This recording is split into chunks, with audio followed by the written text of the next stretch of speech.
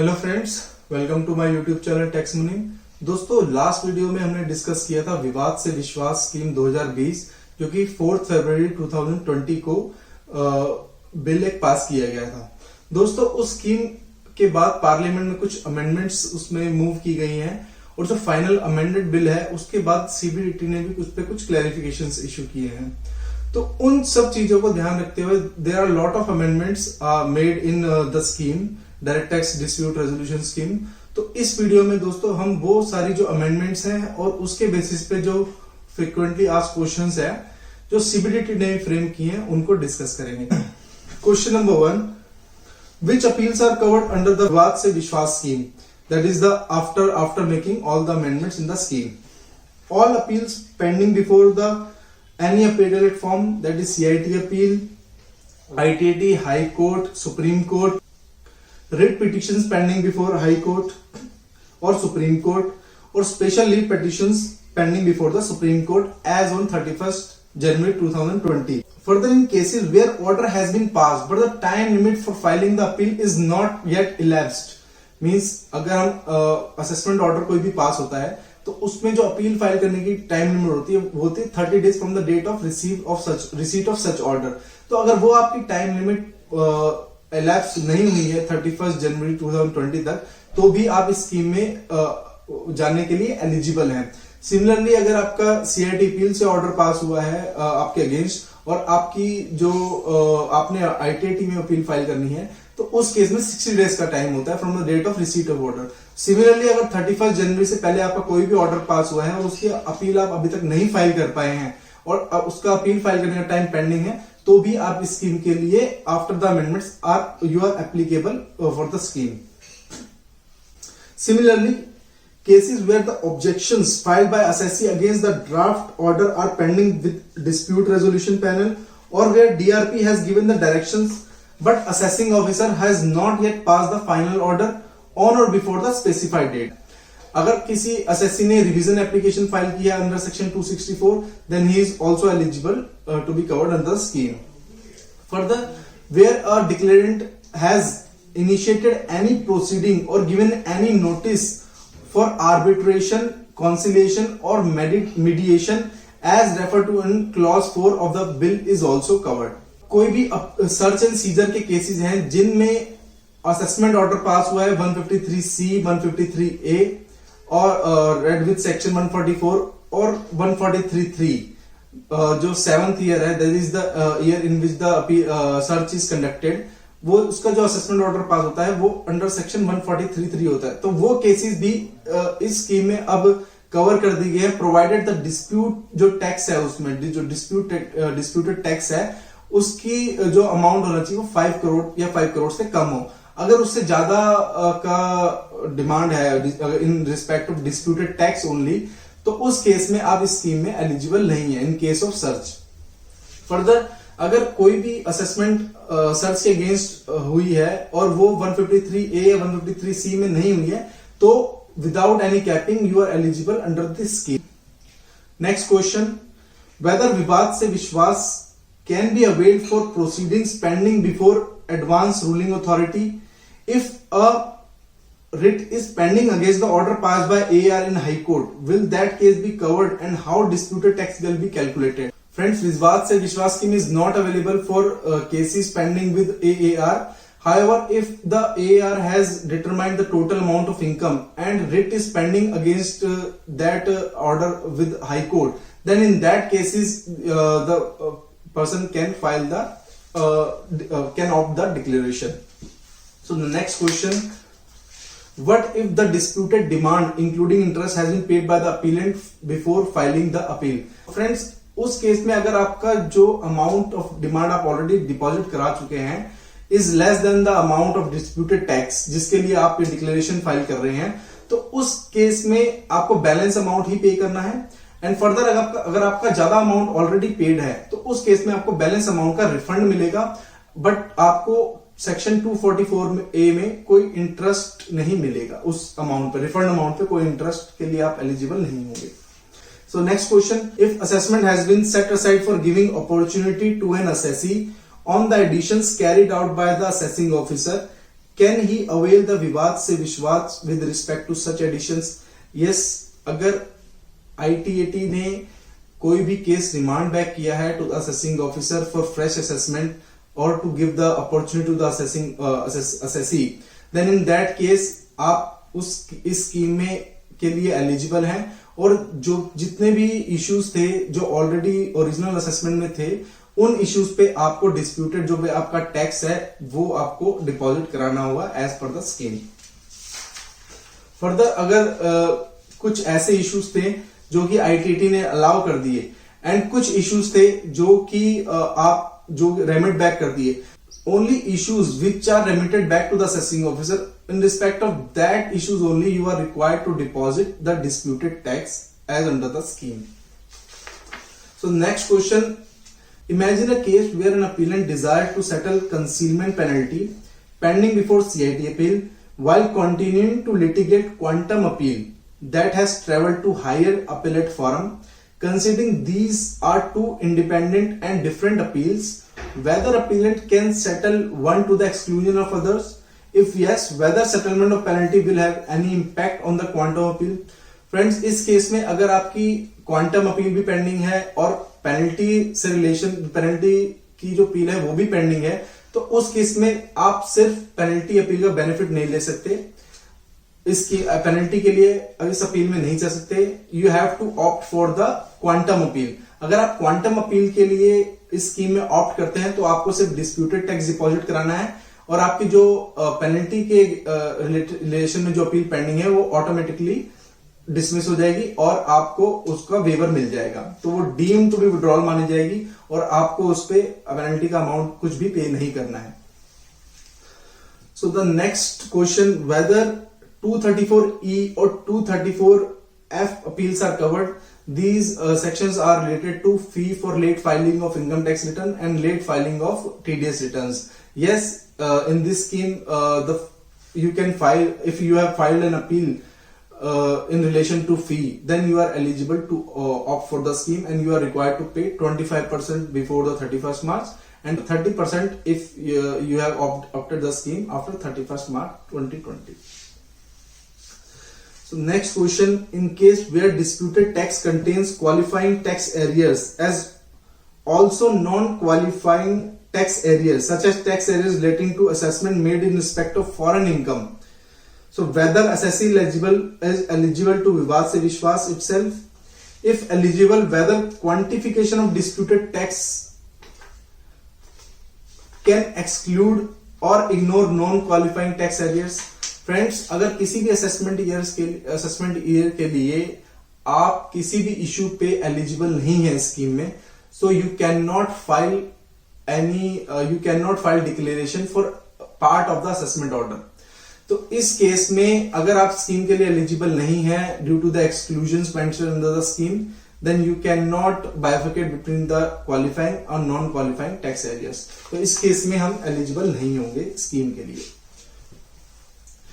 Next question, will delay in deposit of TDS / TCS be covered under the विवाद se Vishwas scheme?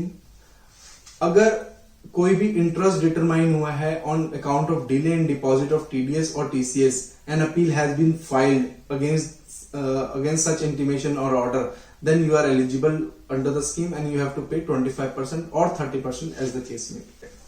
So next question, if CIT appeal has given an enhancement notice, can the appellant avail the Vivad se Vishwas after including proposed enhanced income in the total assessed income? Earlier, the cases where the CIT appeal has issued the notice of enhancement were not covered under the scheme. However, in the amendments, it is proposed to be included in the scheme, and in respect of those cases, जो भी CIT appeal ने जो notice दिया enhancement का, that would be included and disputed tax will also be calculated on that enhanced income. Next question, the assessment order under section 143(3) of the act was passed in case of an assessee for assessment year 15-16. The said assessment order is pending with ITAT. Subsequently, another order under section 147/143(3) was passed for the same assessment year, and that is pending with CIT appeal. Could both or one of the orders be settled under the Vishwas se Vishwas scheme? So friends, there are two orders in respect of same assessment years.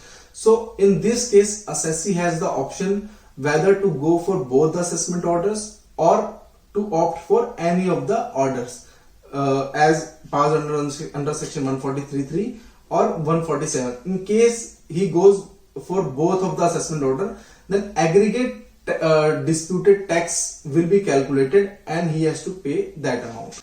In case of an assessee, prosecution has been instituted and is pending in court. Is assessee eligible for the Vishwas se Vishwas scheme? No. In that case, this is an exclusion, and if the prosecution is instituted against any assessee, then he is not eligible for the scheme in respect of that assessment year.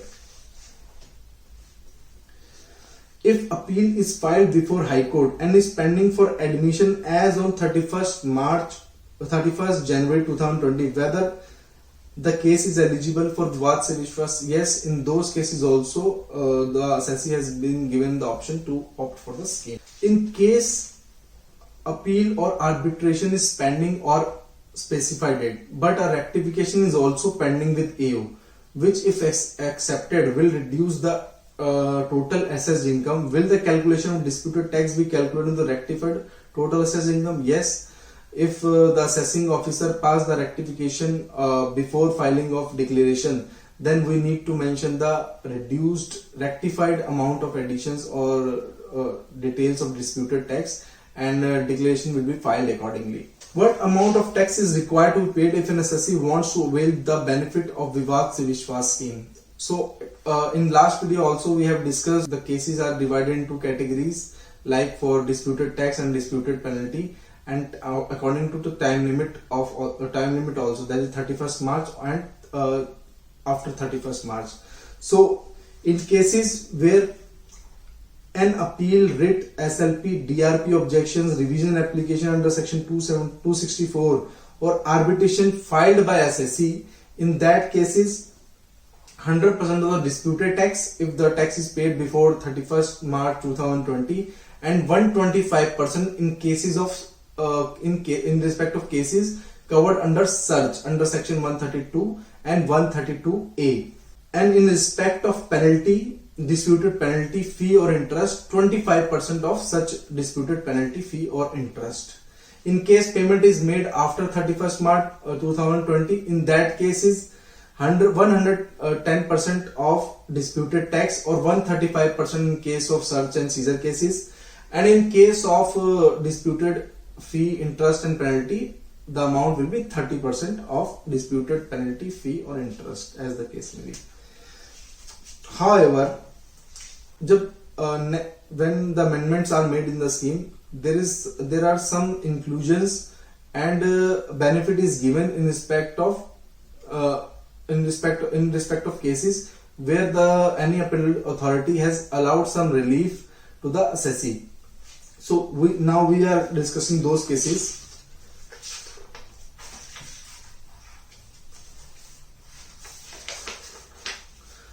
If an appeal before the Commissioner appeals or objection pending before DRP, there is an issue on which appellant has got favorable decision from ITAT, not reversed by High Court or Supreme Court, or a High Court, or he has received the order from High Court, not reversed by the Supreme Court in earlier years, then amount payable shall be half 50% of the above amount, means 100% का 50% and 110% का 50% accordingly in the case of penalty, disputed interest and fee. So अगर कोई भी appeal commissioner of income CIT appeal pending है या DRP पे objections pending है, उन केसेस में अगर ITAT का कोई favourable decision in earlier cases in the respect of same assessee और that is not reversed by high court और सुप्रीम कोर्ट, और from a high and there is an order in earlier from the High Court which is not reversed by the Supreme Court, in that cases the assessee can file the declaration with payment of 50% of the amount he was required to pay normally, that is 50% of disputed tax he can pay and file the declaration. Similarly, if an appeal before ITAT, if there is an appeal before the ITAT, there is an issue on which the appellant has got favorable decision from High Court that is not reversed by the Supreme Court in earlier years, then the amount payable shall be 50% of the above amount. Means in similarly that will be 50% of the disputed tax. In cases where appeal writ SLP filed by the department, means the assessee has got decision in his favor from an authority, but department has filed the appeal against such order of CIT appeal or ITT or High Court, that in that cases, in case of payment is made before 31st March 2020, 50% of the disputed tax. In case of such cases, 62.5% of the disputed tax. And in respect of disputed fee, interest or penalty, 12.5% of the disputed penalty. Similarly, if the payment is made after 31st March 2020, then 55% of the disputed tax, 67.5% in case of such cases, and 15% of the disputed penalty or interest or fee in cases the dispute is related to fee, interest or penalty. So the next question, where assessee settles TDS appeal or withdraws arbitration against order under section 201 as deductor of TDS, will credit of such tax be allowed to deductee? Yes friends, in those cases the deductee shall be allowed to claim credit of taxes in respect of which deductor has availed the dispute resolution under Vivad se Vishwas. However, the credit will be allowed as on the date of settlement of disputed by the deductor, and as the interest applicable to the deductee shall apply accordingly.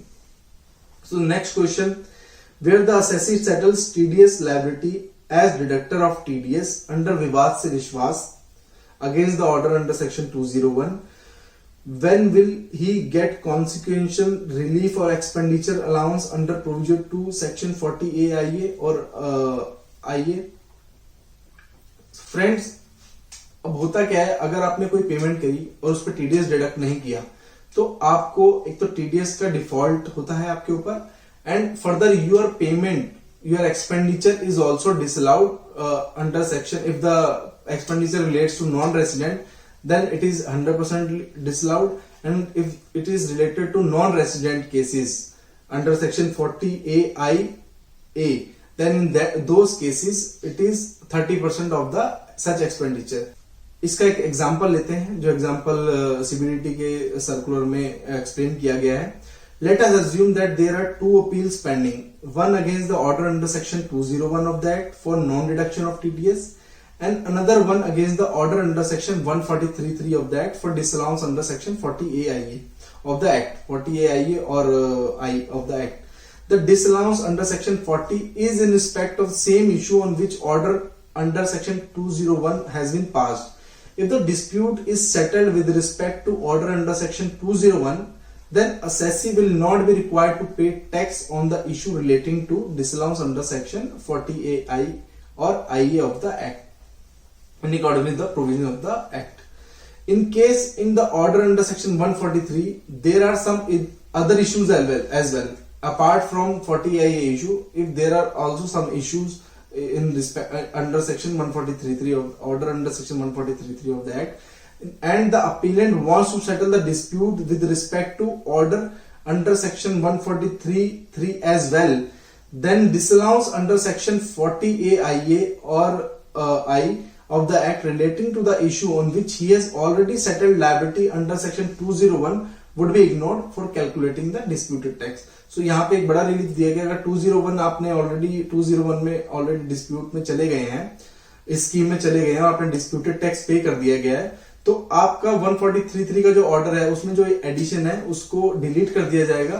और अगर आप उस order में भी scheme में जा रहे हैं, 143(3) के ऑर्डर के लिए भी स्कीम में जा रहे हैं in respect of other additions made therein, then you will get the relief in respect of addition under section 140A of the Act. Further, if the assessee has challenged the order under section 201 on merits and he won the same in Supreme Court, or the order of any appellate authority below the Supreme Court on this issue in favor of the assessee has not been challenged by the department on merits only, and not for the in respect of monetary limits, then in case where disallowance under section 40AI or IA of the Act is in consequence of such order under section 201 and is part of disputed income as per the order under section 143(3) in his case, then such disallowance would be ignored for calculating the disputed tax in accordance with provision to section 40AI or IA of the Act.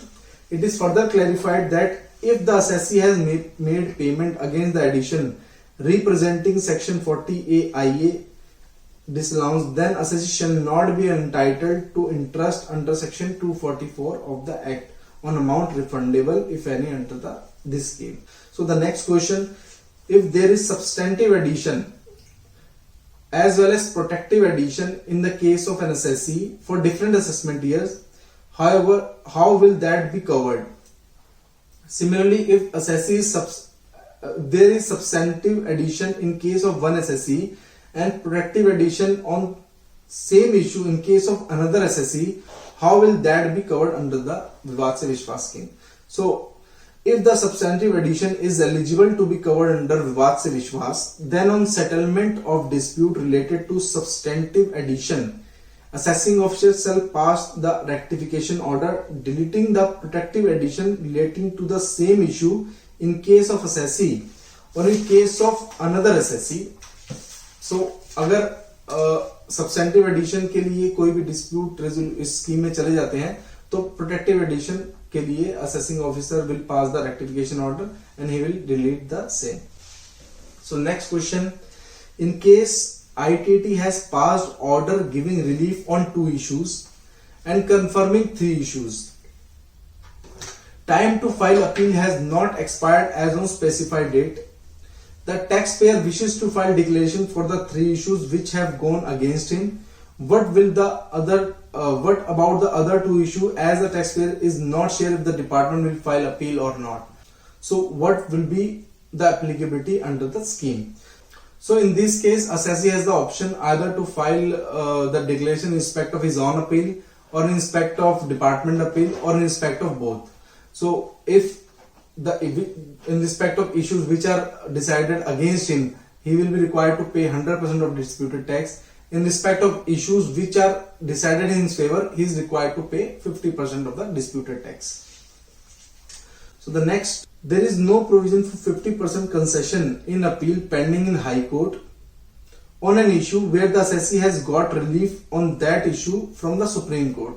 So if assessee has got relief from Supreme Court in respect of any issue and the same issue is pending before any appellate forum, then there is no dispute pending in respect of that issue. So in respect of that issue, he will be eligible